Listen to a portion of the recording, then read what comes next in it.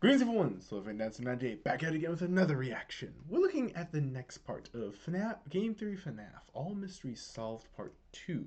The first half of Part 2 anyway. Apparently he put this into a three-parter, but I don't know, I guess it's too prideful to put into one part. So, let's see how this happens.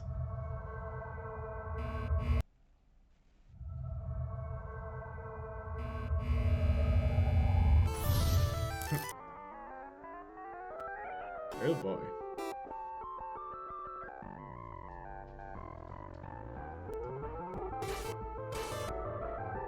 Well, that's concerning to see.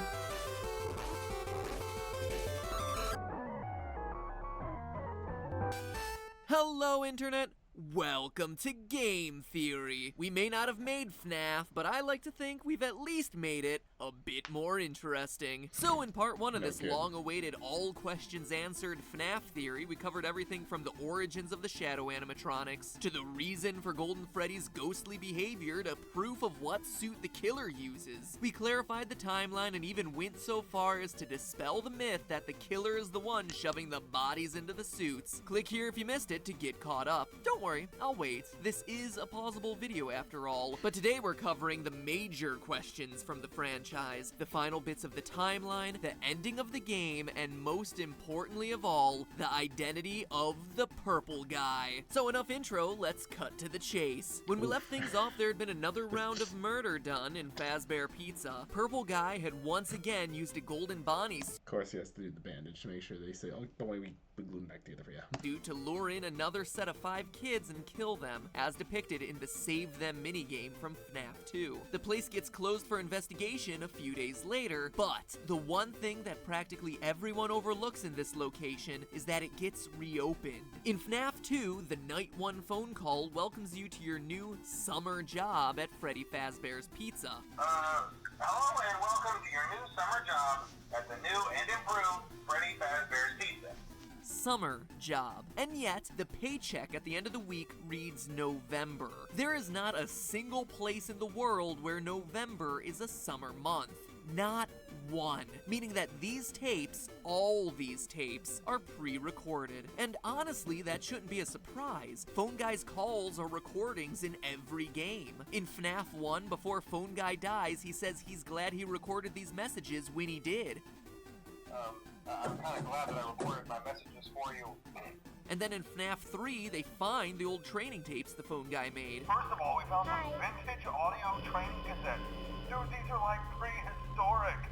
I think they were like training tapes. In short, all of Phone Guy's messages are unstuck in time, not recorded anytime near your tenure as security guard. That includes the ones in FNAF 2 talking about children going missing. The pizzeria isn't being shut down for an investigation of some missing children the week you happen to be working there. You're listening to old tapes meant for the night security guard from months ago. Need more proof? Night 6's call references a birthday party happening as the last event before the building closes.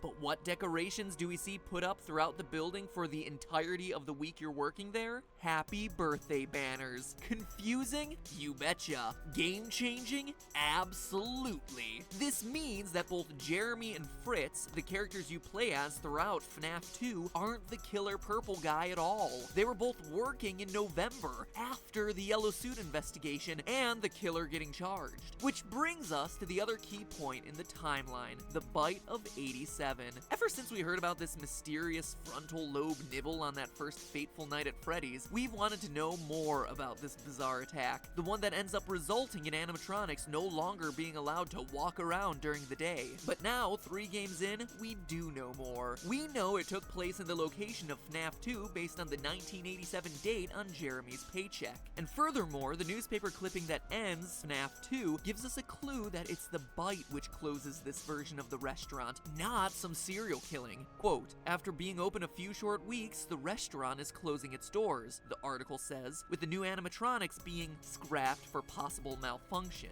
That's game designer Scott Cawthon telling us that one of the new toy animatronics bit someone during the day. Why else would the new robots be scrapped while the old ones get kept for possible reorganization? Well, outside of an obvious need to retcon why these new robots didn't appear in Five Nights 1. It's because cases, the company considered them safer, relatively speaking. So, then who's the biter? Well, it's none other than the pile of scraps and parts, Mangle. The most obvious clue is the animatronic's unhinged jaw. The frontal lobe is the biggest part of the human brain, and the size and shape of the other toy robots' mouths just wouldn't be able to handle the size of the human head, especially when you compare it to the Mangle's narrow snout and wide open mouth. There's also Mangle's sharper teeth and potential angle of attack. As shown by its jump scare, Mangle goes for the top of the head. And who got bit? Well, there isn't enough evidence to say definitively, but your most likely candidate would be fan favorite Jeremy Fitzgerald. Jeremy passes the test, and on his paycheck at the end of the week, he's welcomed into the family, presumably getting moved to day shift. Fritz gets hired to replace him on day 7, but then promptly gets fired for tampering with the animatronics. That means he's not likely the one to get bit, and instead the person who follows him on day shift is, leaving Jeremy as the most likely frontal lobeless candidate. But regardless of whether it's Jeremy or some other customer we've never met, someone gets bit, the restaurant closes for good, and as the newspaper clippings show, the old animatronics go into storage awaiting a smaller location with a lower budget. Fast forward to the 90s and FNAF 1. We know it's the 90s based on the hourly rate of the paycheck received by Mike Schmidt, security guard extraordinaire from the first game, something we proved in our first Five Nights video. And now we can breathe a sigh of relief, because this was the beautiful time long ago, last August, when the games weren't so complicated, when the biggest mysteries were a game-crashing gold bear and the words "it's me." No death minigames, no puppets, no need to shoehorn in extra overcomplicated storylines. That all would come later when the first game became a smash hit and got itself some sequels. Oh, you have no idea at this point in time how true that's going to be for you, Mad Pat. And boy did those sequels make things complicated, as both featured 8-bit minigames revealing more details about this location from the original game. First things first, we know that the purple guy kills 5 children here. We see it in the Foxy Go Go Go minigame from FNAF 2. Foxy runs past a grinning purple guy to see 5 dead bodies. Sorry, no fireworks this time, Foxy. And how do we know it's the FNAF 1 location? Well, it's the only time in the game when Foxy's stage, Pirate Cove, is located to the west of a dining area. See how he performs for the children by running to the right? That matches the map layout of the FNAF 1 pizzeria. We also know from the FNAF 3 minigames that this is where the purple guy dies inside a golden Springlock Bonnie suit in a safe room near the back. One built so that it would never show up on camera, conveniently explaining why it never appeared in the first game. But hold on, weren't those safe rooms sealed up a long time ago? I mean, we touched on this last episode, but the old recordings of Phone Guy we listened to throughout FNAF 3 say that these rooms are being closed off, discontinued, and will never be mentioned again. Why would a location 20 years later possess a safe room unless it was the same building as the first Freddy Fazbear's Pizza location? That's why it's in such disrepair when we see it in the FNAF 3 minigames, boarded up with rats on the floor. It's been closed down for years, which also means the dead kids from the Foxy Go Go Go minigame aren't another set of new victims, cause seriously, at this point, the killer would have made his way through like a short bus full of pizza-hungry children. No, those kids are the first 5 dead kids, the ones who would eventually possess Old Bonnie, Chica, Freddy Foxy, and Golden Freddy. I mean, look, if the animatronics were possessed at this point, don't you think Foxy would be attacking Purple Guy rather than just running past him to perform for some dead kids? This also explains the random cutscene from FNAF 2 where the puppet's looking into Freddy's eyes. You can tell by the tables in the background and the design of both Bonnie and Chica that this is the FNAF 1 location with the old animatronics on stage. But it's not a flash forward to the game's next location, but rather a flash back to the moment the puppet brought these characters, these children, to life.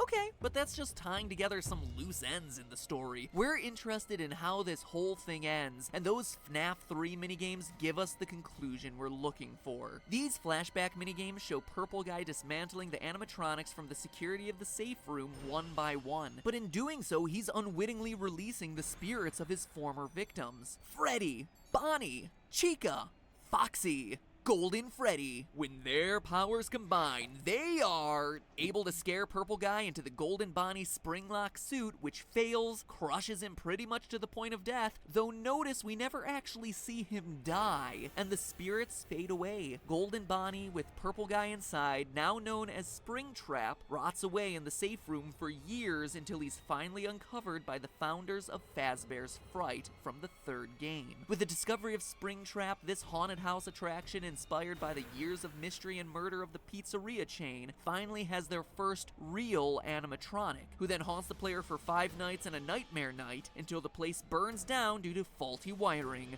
The end. Take a bow. It's finally over. Well, kinda. We're still left with one final, seemingly impossible question to answer. Who is the Purple Guy? After spending, I kid you not, full days plotting out all the details I love how he has the phone, like this. Who's the purple guy with the phone?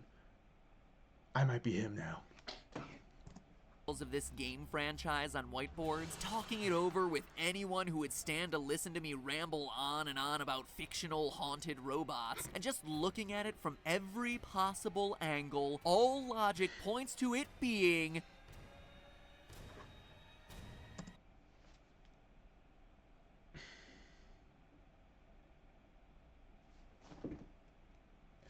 rude. Well, I guess we'll have to go right to part 2 then. Well, the second half of part 2, I guess. pizzeria chain finally has their first place finally over. Possible question to answer. Who is the Purple Guy? After spending This is the... as on about all logic points to it being the phone guy. And no, not because I made a theory about it and refused to let it die. Honestly, I couldn't care less if that last video was wrong. At this point, I just care about the truth, and phone guy makes the most logical sense. I know your complaints, and I promise you, if you stick with me, you'll be convinced.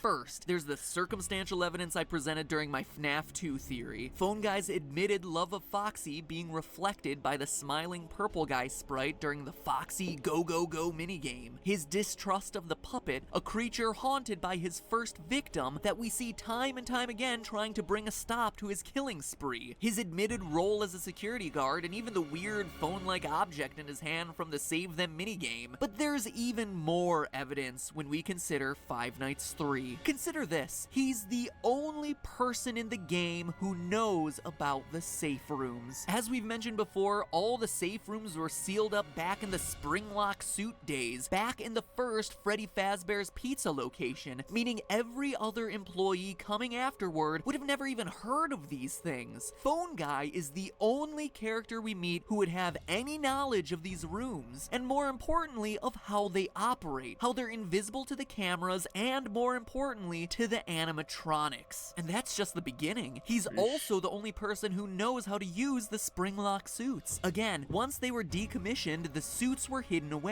Regardless of whether you believe that the killer used a Golden Bonnie suit the whole time, or you think he used a Golden Freddy suit, either way, we know for a fact the killer was using one of the yellow spring-locked suits, and Phone Guy is the only character we know who had knowledge of A, where they were hidden, and B, how they were operated safely. Now, I know a lot of people have said that it couldn't have been Phone Guy because he knew better. He knew that they were dangerous and could kill him, so if he was indeed the Purple Guy, he wouldn't just hop into a Springtrap suit like we see depicted at the ending of FNAF 3. But there's one key detail that everyone has been overlooking, and that Scott carefully included in this game. Listen.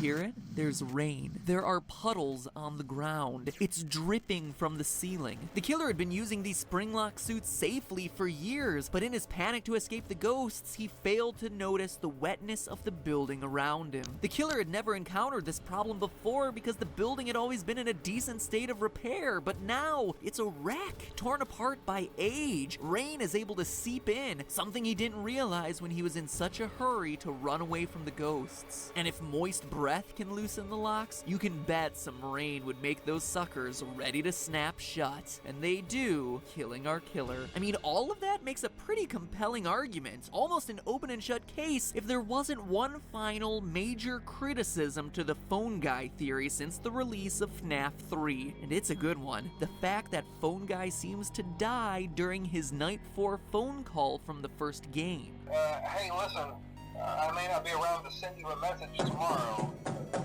It's been a bad night here for me. I'm kind of glad that I recorded my messages for you. When I did. If Phone Guy was the killer, why would the robots still be active after his death and the ghosts disappear? It just wouldn't make sense unless you stop to consider the rest of FNAF 3's endings. The big twist in FNAF 3 is the inclusion of a good and bad ending. By completing the game normally, you get the bad ending, in which we see Purple Guy die in a flashback minigame, and the whole thing ends with 5 masks representing the 5 main animatronics with lights on behind their eyes. The good ending, meanwhile, requires using some not-so-subtly hidden clues to unlock minigames, then basically ignoring those games, glitching them out, and giving hidden dead kids cake to make them happy, obviously referring to the victims of Purple Guy. Beat the game this time, and the ending is largely the same, but with 1 fewer animatronic mask and no lights on. The obvious difference here is that in the good ending, the souls of the dead children have been put at peace. When they disappear for good. They don't go back to their animatronic bodies. But the bad ending? The lights on behind the eyes of all 5 masks mean that these guys are still active. Angry, restless spirits still haunting the robots to this day. Because here's the thing. The good ending doesn't exist until you, as the player of the 3rd installment, give cake to those kids during FNAF 3's hidden minigames. What you play in FNAF 1, though, is the aftermath of the bad ending, when the animatronics have killed Phone Guy but are still out for vengeance. Yeah, you made it through those first 5 nights at Freddy's. You overheard the death of the Purple Guy recorded live on the phone, but it wasn't enough.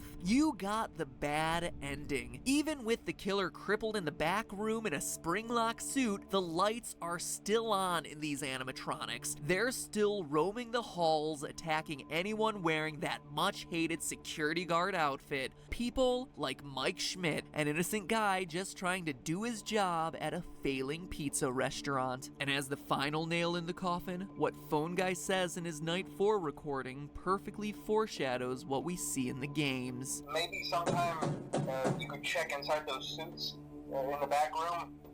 I'm gonna try to hold out until someone checks. Maybe it won't be so bad. Yeah, I always wondered what was in all those empty heads back there.